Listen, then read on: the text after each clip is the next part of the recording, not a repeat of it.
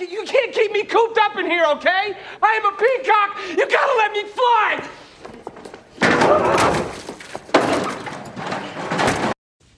Hello, and welcome to a very special episode of the Poppycock podcast. My name is Quipo T. Ticklebottom, and I will be your host for the day. It's a very special format. We will be interviewing one of the founders of the Jibba Jabba website and this very podcast, the Poppycock podcast. You see, unbeknownst to you, during this time of trial and difficulty, he has worked his way into creating a sort of work of art that will explore an Elseworld story within the DC universe, explaining what happens if you were in fact a real police officer and there were in fact clowns committing acts of terror every Tuesday. A bit of a strange predicament, but that's enough for me. Excuse me, Mr. Joel. You are the one who's authored this. What inspired you to do this? Well, I'm glad you asked. I guess really it just all started when I was driving with my brothers. I think we were going to like a GameStop or maybe Five Guys. That was sort of our two most regular routes that we took when I was still living with them in college. And we were just talking about it. And I think this is a conversation every comic book fan has at some point in their life. I mean, why hasn't Batman killed the Joker? Arguably, breaking his rule once would save a lot of lives. And it came down to the same basic arguments that you always get in something like that, where it's if Batman breaks his rule, then he's a criminal and he's just as bad as the Joker. That's obviously stupid because the Joker kills way more people.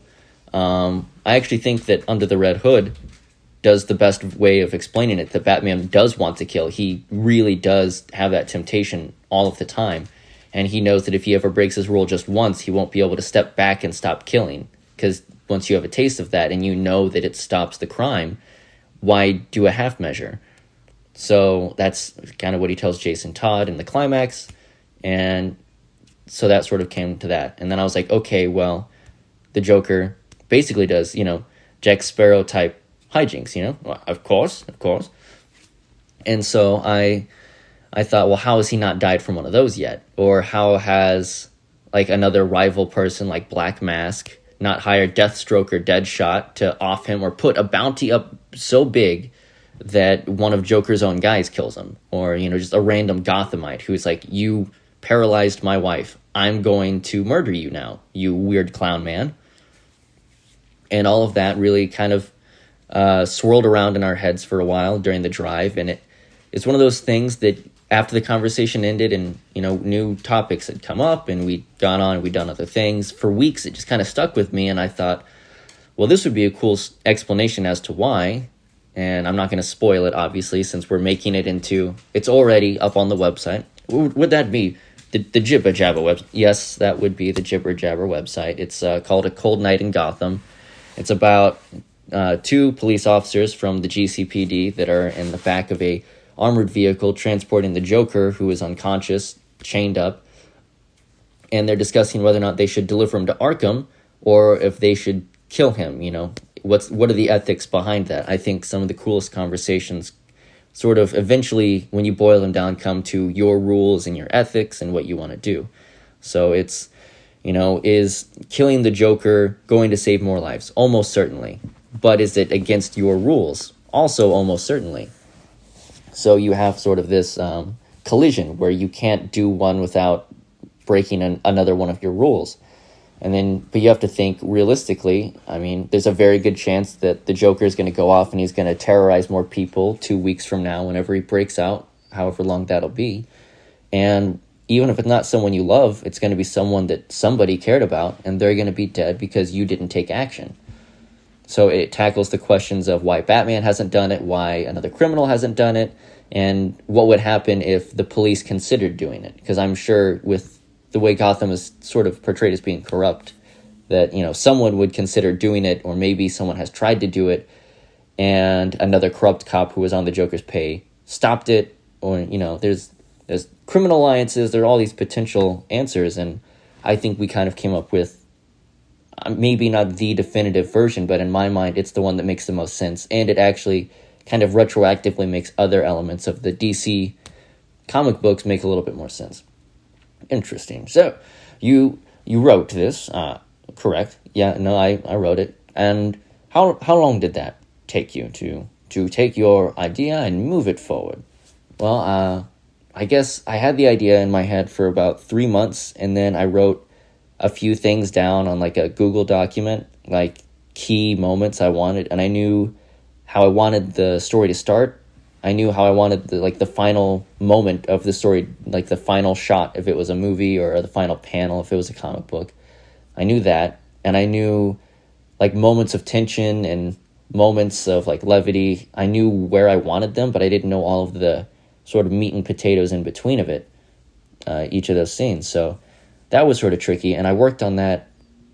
I think I finally forced myself to finish my first draft probably 6 months after everything, and then I spent the next 2 months rewriting it, making the dialogue better, editing it, going in grammatically doing it, and it's formatted almost more like a movie script, because I have more history reading scripts than I do books, unfortunately, as bad as that makes me sound. So it sort of just followed that, but I also really liked how in Alice in Wonderland there's a page where because there's madness is a big factor, the words start spinning on the page, and it's almost like even though you're reading a book, it is kind of playing. It's a playful way of writing it. And so I incorporated my own sort of versions of that into it when you read it, that it, without being a visual medium, still creates sort of a visual in your head. Interesting. So, what was it like trying to take on one of the most iconic villains of not just comic books, but of all of, fictional history? What was it like trying to nail down the voice of such an iconic character who's been played by people such as Mark Hamill and so forth? No, that was definitely tricky. Those are big shoes to fill. I mean, you had some of the best writers in the business back in the 90s tackling the animated series, handling Justice League and Justice League Unlimited, Batman Beyond, Return of the Joker. I think those were some of the more iconic early days work. And then, later on you got the Arkham games, which again saw Mark Hamill. And I actually sort of incorporated elements that were from both of those, as well as Richard Epcar, who I don't think his name is as synonymous. He's the voice of Raiden in the Mortal Kombat games. Oh, I'm a big fan of those. I love a good beat 'em up. Can't blame me there, man. But, he's the voice of the Joker and a lot of the stuff that now that Mark Hamill doesn't really do it anymore. I think he's probably the closest you can get, and he has his own elements to it that are just him. And I really like it, because I think Mark Hamill is like the Joker, but it's, in Mortal Kombat, I don't know, it's just, there's something different about it that's friendly, but it's different enough that you're excited because there are elements that are new and you get to explore that. So like in the Injustice games, I think actually back in DC versus Mortal Kombat, he might have actually been the Joker for that too. But he's the Joker in Injustice 2 and Mortal Kombat 11, which I had. So to sort of nail it down, I would listen to Troy Baker doing the voice. I'd listen to Mark Hamill doing the voice, old and new. So when his voice was more like Luke Skywalker, and then now that it's all gravelly, which, since I wrote it so that if I made it live action, you could have a look-alike and a sound-alike Joker, and they didn't have to be the same person. I found a workaround for that. Oh, that's interesting. Would you care to divulge it? Well, I mean, I don't want to give everything away, but I think it's something that comes up pretty early on in the story. So it's not like a huge thing, but it's one of those moments that if you've ever had to do something that's difficult or tricky and you see like a really clever workaround, you might notice it and be like, oh, I mean, if you listen to this, obviously now, you're going to be like, oh, I know why he did that. But yeah, so I used to just listen to all of like the intro dialogue for Injustice and Mortal Kombat that had the Joker to try and get the rhythm down and the way his voice, when it sort of dances down to the deeper gravelly tones and then it pops up with like the high-pitched cackles and so forth, and the way Mark Hamill does it, and like the words he likes to use, like maybe he wouldn't call someone kid or fella, but he would call him like bucko or like chucklehead, like these weird terms that they threw in a lot whenever he was first the Joker, and now he can just effortlessly throw out. And I haven't been the Joker since 1994. I've barely been me since 1994. So, I obviously had to research the way that the writers and the voice actors of the past had the rhythms and the words they used, and when they like to play with someone and when they like to be cruel. And that's sort of how I came about it. And the people that have read it so far, they had every reason not to be polite about how it went down. And, they were one of the things I got the most compliments for is that the Joker sounded like Mark Hamill was talking to them, like they heard his voice in his head. So that was a huge compliment to know that I got that part down. It's a tough character, and one of the hardest characters to write for and, authentically, and to voice act, which is another big thing, because there's a very good chance that I'm going to be portraying him in the audio thing. And I spent like an hour or so playing around with different versions of his voice, sounding like a maniac in this house, probably scaring the nuns next door. They probably think I'm possessed, which is a weird statement all by itself. And it's a pain, and if you do it wrong, it can rip your throat up pretty bad. So it's it's been difficult. So you write this story about DC Comics, the character of the Joker. Is Batman present? I would assume, given all that is here, he makes some presence within your story. He does. The whole thing starts off with a sort of an ominous police call that two detectives get, and they are investigating a potential disturbance at a home. Reports of the Joker after the Joker's been absent for a couple of months. So, at this point in Gotham, they've been getting like false alarms and, sort of red herrings, or white herrings in this case, where people are just scared that they saw the Joker, or where it's a Joker gang member messing with them, or it's just kids trying to scare their neighbors. I was going to say we're lucky enough, but we are weird enough that we had that era in human history where people were just dressing up like clowns and scaring people. And so I sort of could draw from that and how real world people would react and how real police would react to potential false alarms. And I have friends that are in the police force, so I can sort of talk to them about it and ask how people they know handle it, how they handle it, things like that. So it starts off with, an answer to a disturbance call saying that they might have had a sighting of the Joker or Joker activity. And so these police officers are sort of cautiously optimistic that it's another false alarm, because it's sort of like when something's too good to be true and you know that the other shoe is going to drop, but it hasn't yet. And part of you wants to believe, like blissfully, that this is just going to be fine. And then the other part of you is always in the back of your head worried that when you turn the corner, that's going to be when the next bad thing happens and it's all undone. And so these detectives are sort of both optimistic, and every time they get one of these calls, there's a little bit of like, fear that's in their gut. And they're like, this could be the return of, horrible things again. Things could be just bizarre because, the Riddler leaves riddles. That's a pain. The Penguin wants money. Sometimes he's the mayor. That's pretty close to just actual politicians. Two-Face has a mental disorder but could be worked on. Mr. Freeze is more of a tragic character than anything else. As long as he gets to work on his wife's medical health, he's not going to be doing anything nefarious. The Joker is pretty much one of the only consistently terrible and non-neutralized threats in Gotham City. So, I can imagine that if the Joker's been gone for a while, that everything else kind of fell into place nice and neat. And Batman and Robin and Nightwing and Batgirl, they could all, sort of get things into shape. The police department might actually be doing such a good job that they're not swamped with corruption. They're able to work on internal affairs and sort of weed out corruption and make, Gotham a place that you want to live in again. So, that was a big factor in it. But Batman shows up, to answer your question that I sort of got away from there. Sorry about that. Don't worry about it. It's fine. Genius strikes when it does. Thank you. But yeah, Batman shows up initially because I guess it's a bit of a giveaway, but it's early in the stories that Batman was there and he fought someone. I'm not going to say who yet, but it sort of leads. There's this whole thing where the police are seeing the carnage and they're like, it looks like a silverback gorilla got into a fight with someone down here. So whether it's the Joker or a Joker wannabe or just someone else in general, Batman has a presence in the beginning, and he shows up again later on in the story as well. He's such a mythical character almost that I felt like having the Joker in it, you've already got sort of this larger-than-life character. If you throw too many characters in, then it becomes harder and harder to relate to a little bit, and you start thinking of it as just a Batman and a Joker story. And this story isn't told from either of their perspectives, really. I mean, they're part of the story, but it's really centered around these three police officers who are, beat cops, essentially. Two of them specifically, one of them's the driver of the armored vehicle.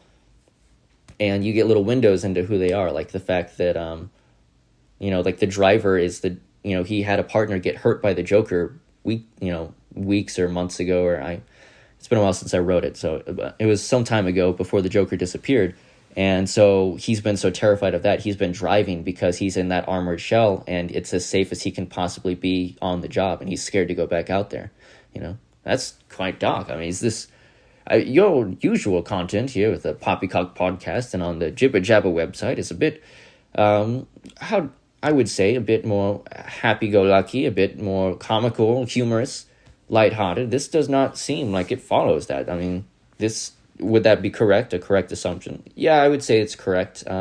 It's not dark for the sake of just being dark. Like, it's not going to feel like, some type of Zack Snyder dark dream of how, sad and depressing can I make a comic book character. But there are definitely elements to it that you get that are pretty nasty. There's murders, there's lines about how initially the Joker was about mostly just playing harmless pranks, like he'd grease up the wheelchair ramps to make handicapped people fall, which is dark, and it's sort of like the funny you're not supposed to laugh at. It's like America's Funniest Home Videos. People fall down.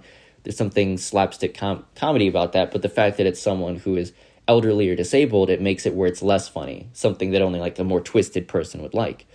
And that's like, it's a threat to health, but it's not like the bad that you get from like Heath Ledger's Joker or something like that. But then there's a line partway through it, because it's narrated, of course, sort of in a pulp noir style. And there's a moment when the narrator explains that eventually the Joker started doing things like he would find homeless veterans and pay them money and give them a good meal if they promised that afterwards that they would go shoot up like a shopping center or something like that. Like he starts weaponizing sort of the the outcasts of society, and it's sad and it's dark because it does feel real, because those are real world problems, but it's done in a way that it makes this bad guy sort of like you hate him because he does these horrible things. And I think a lot of people make the mistake of thinking that you're supposed to like the Joker and relate to the Joker. And I mean, yeah, we all like to laugh, we all like to play pranks from time to time, but I don't think any of us would kill people for a joke. I mean, he is a psychopath. So I tried to establish that this is not a good character that you should, you can enjoy watching him be a bad guy, but you should not emotionally relate to him as like, man, I do want to go cause mass mayhem and Joker gas a kindergarten bus, like that's not something people should want to do. Okay. So it seems like you have your reasons for what you've done as far as themes and thematically. What made you want to do police officers for the main characters of this? What was the inspiration behind that? Well, again, like I said, I have friends who work in police now. I was in the military, so I had some semblance of a connection to how to handle a dangerous situation. I know some of the lingo and the terminology, and I'm not a super talented writer, so you write what you know. I know comic books, and I know, what it's like to be violent for a good cause, and so I sort of took elements of that and put it all together. But I saw the TV show Gotham, and it's not a good show, in my opinion. Oh, it's not a good show in general. See, all right. See, I'm not the only one who thinks that, guys. No, of course not. It's not my cup of tea. Oh, British people jokes. You guys laugh riot. But yeah, no, it wasn't really what I wanted. I wanted stories about regular people, not just Jim Gordon, who is like a weird version of it. Which, no hate towards the actor who plays him. I love him in the OC. But I think the weird stories they were telling, I liked some of what they did. I'm not going to just crap all over them. They did some interesting stuff and some really sad stuff. I liked some of the twists they put on it where, Mr. Freeze's wife intentionally kills herself, which sort of pushes Mr. Freeze over the edge. I think the guy they had playing the Joker like 3 times was pretty good. I think there was some good to it, but I never really got that sort of almost like CSI Gotham feeling where it's like Law and Order, but, this guy has a riddle coming out of his throat, stuff like that. I feel like we see police officers, we know they're real, and I know that people, have mixed feelings about them. They get mad at them or they're thankful for them, but the truth is that in a functional society, police exist to sort of enforce the idea that if I break a law, there are repercussions for it. It's sort of the main barrier between the lives we have now and, a Mad Max universe where we're all fighting for food and water and gasoline. So, thank you, Roxy. So I just thought it would be interesting. These are real people. We know, I know people that are police officers. You guys probably know someone who works in some form of firefighting or hospitals or the police. And I feel like those first responders, they all sort of interact and they're all very real. They're a part of our real lives. And I thought it was just easy to base those characters on real people.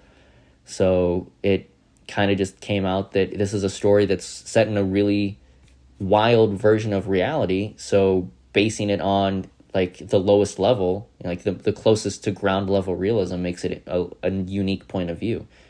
And also, as weird as it sounds, I really liked the Pacific Rim movie, and I think what made it so cool is that you always saw it from, the camera was always from, the ground level, or a helicopter view.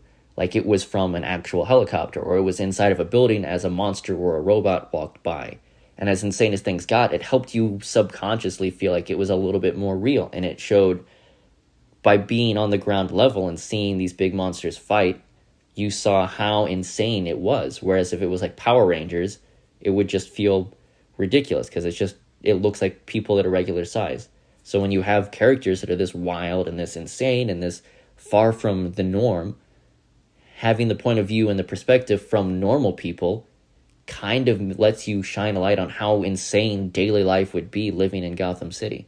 So, and there are elements that didn't make it into the script that are just part of world building that I came up with myself. I have over, I think, 150 images on a Pinterest board if I ever got to make this live action, or I might make it a comic book that obviously would just be a free PDF that people could read or download, because I don't own any of these characters' intellectual properties, but, I want to make something, and I've made it. You mentioned that you don't, of course, own the rights to this, so if you put this out on YouTube, or if you film it and you make it a feature-length film, or if, like you said, you go forward and you decide that you want to make it an audiobook or a comic book, and you want people to be able to enjoy it, you want to be able to monetize it, you want to be able to make any money back that you've invested, so costumes and so forth will come straight from pocket with no chance of a return. Why would someone invest so much time and so much effort into something that they cannot financially recover from? It won't be a boon to you if it were. Well, I'm not a big fan of New Year's resolutions. I think that the only difference between the end of December and the beginning of January is whether or not you got enough sleep. It's just another day. It's same thing with Christmas and Valentine's Day and Thanksgiving. They're all very nice holidays, but realistically you could celebrate them any day of the year and it would be just as special. The only difference is that other people are celebrating it on those days as well. So I feel like it's easy for people to lose their New Year's resolutions. And, people say new body, new me, but they still want to eat the same food and they still don't want to go to the gym. And this was a short story, and I've had a bunch of different short stories in my head that I wanted to do, and I haven't finished any of them. I've gotten a lot of them to various degrees where I did world building, or I wrote a scene or two, and then I didn't like it, and then I changed a character's name, and then everything felt different because now the characterization was different, and they all just sort of fell apart. And so I wanted to be able to point to something and say, I started it, and I finished it, I went back over it, I polished it all up, and I put it out in the world. And that's what the putting it up on the Jibber Jabber website, jibjab.video.blog, that's where I first put the as close to final draft as I can get in copy form of this story, A Cold Night in Gotham. That's where I put it. And that was, as weird as it sounds and as silly as it sounds, just completing a short story. It was 21 pages, a lot of it is just because, there are breaks whenever a new character talks because it is a lot more like a script. But it's it's essentially, the way I thought of it, is like 3 scenes. It's the beginning scene that sort of sets the tone for everything and explains why the rest of the story has to happen. Then and then I thought of the final scene where I know exactly what I want. I knew the final line, if it was a scene, where the camera would be, what would be in focus, all of it. And then I knew the moments I wanted in between. And so it's the final scene and the beginning scene, and then there's like this sort of longer, meatier, scene that takes place in between, that is the drama and the tension between the occupants of this, armored car going its way through Gotham City on its way to Arkham City, and the struggle of knowing what is right, and people giving a very valid case for why what you think your values are shouldn't be that way anymore, and why you should do this thing instead, or why you should never do that thing when it's what you've wanted to do for so long.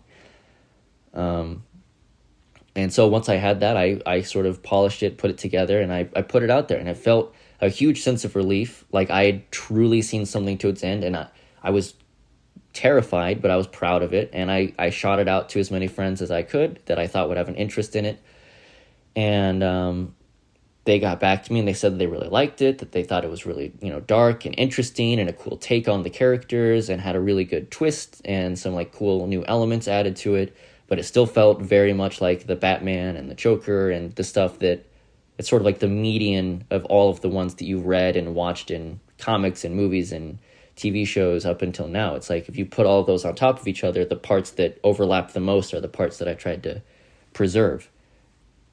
So I just wanted to be able to point to something and say I did it. If I ever have kids someday, I want to say, look, your dad had an idea and he saw it through, if for no other reason than to prove he could, and to find out if I had any talent in it at all. I think a lot of people would be great at things that they are just too scared to try or haven't even thought to try. So I tried this, and writing is not, in this style especially, is not something I'm an expert at.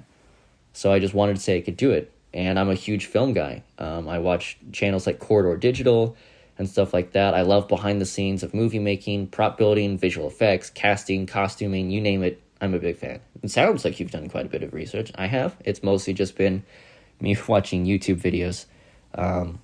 But, whatever, it still counts.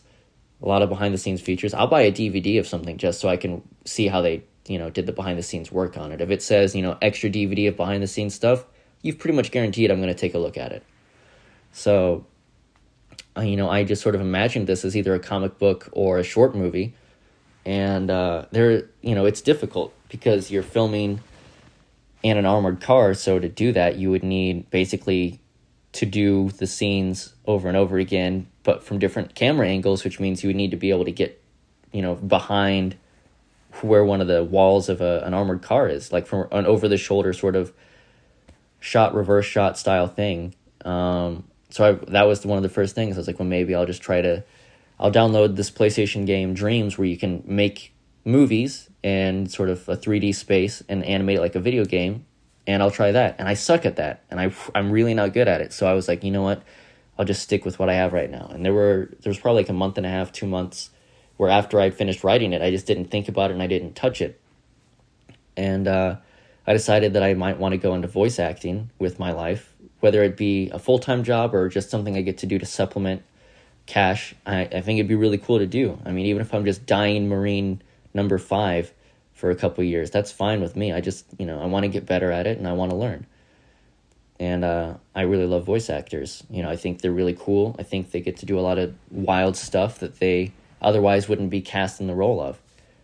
So I was like, well, I don't have the money to film it and I can't go outside because there's a virus. So I'll just do an audio thing. So with the audio, are you going to do every voice? And how many characters are there in this? It would be a lot. I'm not doing all of the voices. Initially, I kind of considered it. I did intentionally write the Harley Quinn character lines to be done by my wife, because she is from New York, so she has the New Yorker accent. And when she's driving and someone doesn't use a blinker, or they're like, pushing a stroller with a kid and they just cross the street haphazardly, she slips into her New Yorker accent. And I'll admit, at first it was kind of cute, but now it's to the point where I feel like I play an Arkham video game and I'm beating up my wife which, some days maybe that feels cathartic, but most days it just feels really gross. So she's going to do that, and she's got a couple other, background character voices. My brother-in-law, Adam, is going to be Batman, as well as at least a goon and maybe a detective as well. And I don't want to give away every character that's in it, but I'm going to be voicing a detective, a narrator, the Joker,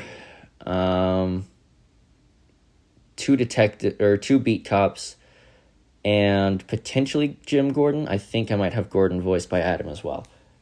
It's sort of, I think we're all gonna, for the characters we're not dead set on, we're gonna all record our versions of it, and whichever one sounds the closest to yes, that does sound like that voice would come out of the character I'm imagining, that's the one I'll probably go with, because I do hate my voice, which is funny that I want to be a voice actor, but I hate listening to my voice most of the time, and having listened to my increasingly bad, or it got better, but it started off pretty rough, Joker voices, it's humbling.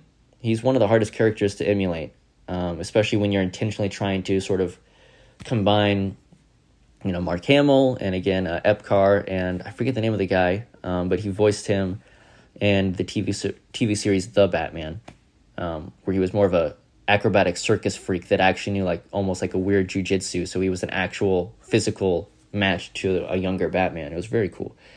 He was also the voice of Gantu in Lilo and Stitch. He had a very bassy voice. It's a very cool dude.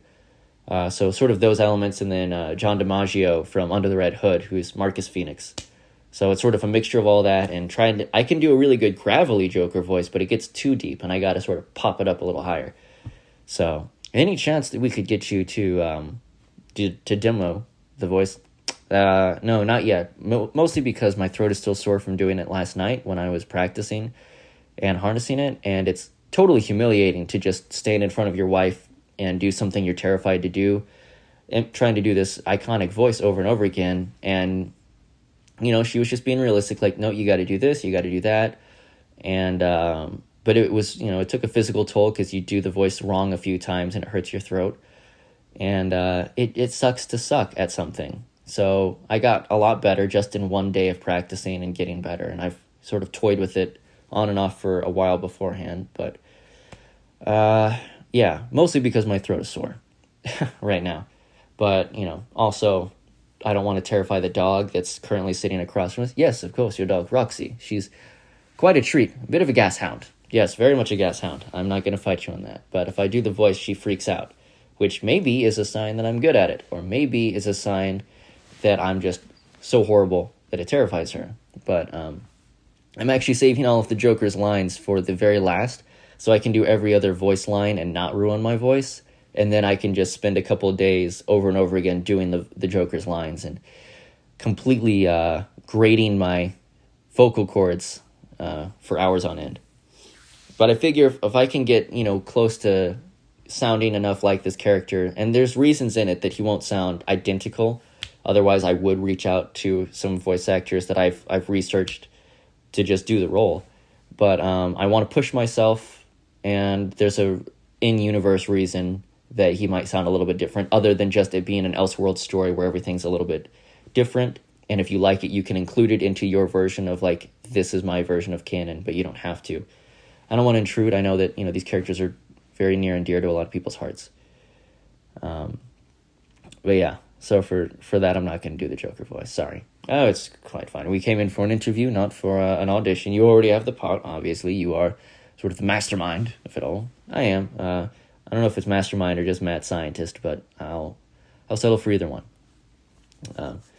Anyway, thank you, of course, for coming on your own show, for having me to interview you. I've been Quipo T. Ticklebottom, your host of the Poppycock podcast interview segment, here with Joel, who has been writing the blog posts for the Jibber Jabber website and has, of course, been doing the podcast here on most times and has himself gone on and written himself a story that he's now going to voice act in the future. So, if you could leave the guests with any final thought, what would it be?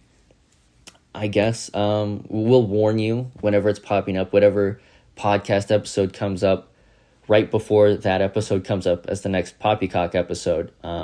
Just because we're already on the platform, it's easier than just doing a one-shot podcast episode with a new name. So that'll just be an episode of this season, and we'll warn you the episode beforehand, and we'll start it off with a disclaimer in the audio version, obviously on YouTube and the places we put it, where you can just search for it by its name, and on the website you'll know what it is, so we won't need a disclaimer. But it's a story. It's very down to earth, and it's going to be an interesting take, and I think it explores some elements of the comic book mythos that are sort of unspoken rules, and now they'll be spoken, and I think it adds some logic to sort of a weird and wacky universe that we all know isn't real, but now it feels like maybe it could be a little bit more real. So if you hate it, you can make fun of it and share it with your friends to talk about how bad it is, and maybe it'll encourage you to go off and write a story or do that thing that you're not sure you'll do because you've seen me fail miserably at it, and if I can have that confidence, then surely someone who is good at it should be confident. And if you do like it, then take it as inspiration to do the exact same thing. And it's, double-edged sword. And, share it if you like. And if it sucks, share it and laugh at it, I guess, It'll just be my heart and soul being bared out for everyone, so be gentle. All right, of course. Well, this has been the Poppycock Podcast, where we, this time, took a break from the normal format to discuss the creation of this bizarre and interesting take on a DC character, or characters, rather. I hope you've enjoyed this interview and the podcast as a whole. If not, we appreciate you listening and taking in a different perspective than usual. It shows great maturity and emotional growth on your part. Congratulations. Have a wonderful day, and we hope to see you here again soon. Ta-ta.